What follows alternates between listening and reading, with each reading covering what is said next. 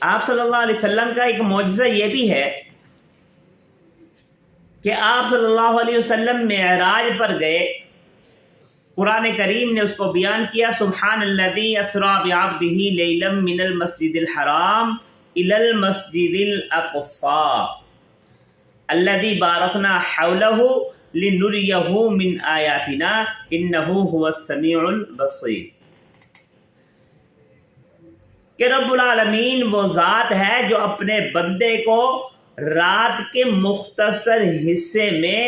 مسجد حرام سے مسجد اقصیٰ تک لے گئی اور پھر جہنم اور جنت کی سیر بھی کروائی، آسمان دنیا پر بھی گئے، اور پھر مسجد اقصیٰ میں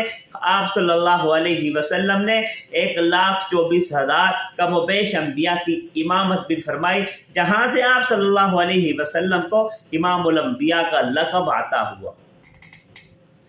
آپ صلی اللہ علیہ وسلم کے معجزات میں سے ایک بڑا معجزہ واقع معراج ہے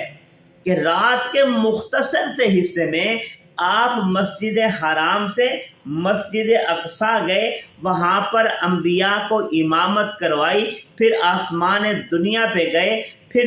رب العالمین سے ملاقات ہوئی، اور پھر اس کے بعد جنت کی سیر ہوئی، پھر جہنم کے بارے میں بھی جناب جبرائیل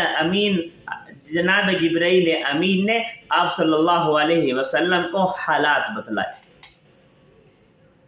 اور پھر اس رات کے مختصر سے حصے میں یہ ساری منازل طے کر کے آپ صلی اللہ علیہ وسلم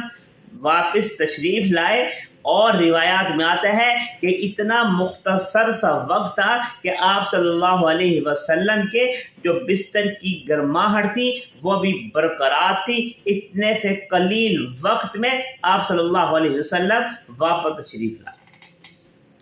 تو معلوم یہ ہوا کہ آپ صلی اللہ معجزہ معراج جو ہے یہ بھی آپ صلی اللہ علیہ وسلم کا ایک بڑا معجزہ ہے.